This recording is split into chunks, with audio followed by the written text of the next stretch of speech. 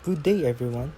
We are Group 6 and this is our eduvid about lusog isip, kumilos at tumindig laban sa COVID-19 with a team of agham, pananaliksik at teknolohiya.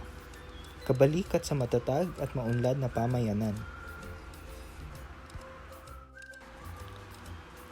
So, what is mental health?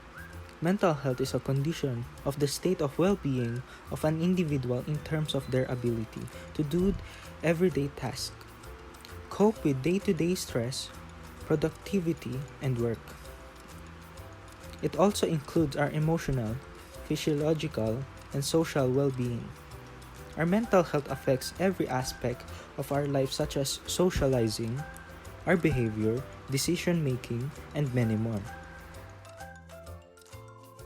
Being aware of our mental health is very important, since being aware of our mental health would help us address our needs. When we are aware of our state, we know our limitations, essentials, and capabilities. Therefore, we can avoid overexerting too much force in trying to do everyday tasks. When we experience a pandemic, we are obligated to stay in lockdown inside our home and avoid going out as much as we can. Thus, we experience isolation, and fear. These sudden changes in our life will affect our mental health, causing uneasiness, boredom, and depression to some. The following are the common mental health issues during the pandemic.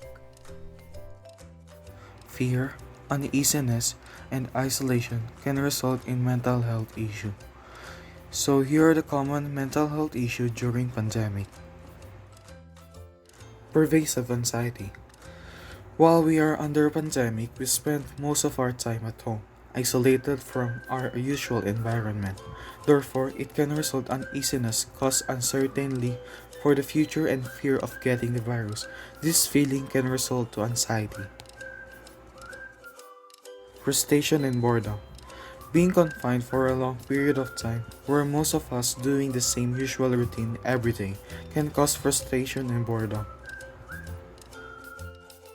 Disabling loneliness.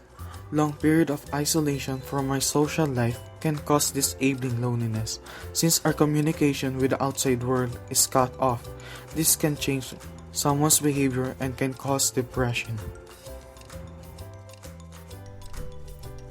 This is the science behind mental health. As we all know, having mental health issues always cause stress. As we all know, it can disrupt bodily function, and one of those functions affected is the communication between neurons. For example, when an individual suffers from depression, their serotonin is lower compared to people who don't.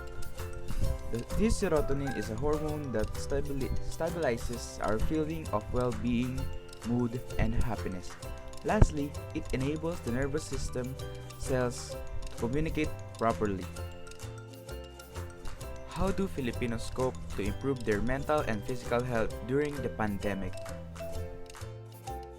Since the pandemic made us stay in lockdown inside our homes and limit our interaction with the outside world, it can cause isolation and lead to loneliness.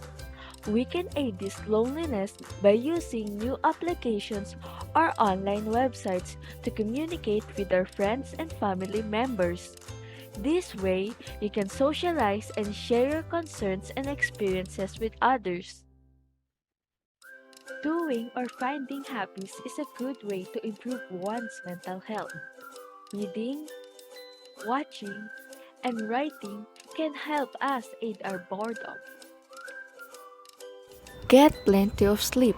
The recommended time of sleep should last at least 8 hours.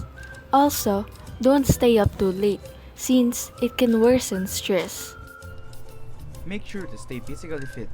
According to the Hillside Organization, staying physically fit helps us avoid illnesses. We had no hint that the coronavirus would turn our lives upside down, and thus fear, isolation, sadness, depression, and anxiety would become global struggles experienced by all. This is Group 6. Thanks for watching.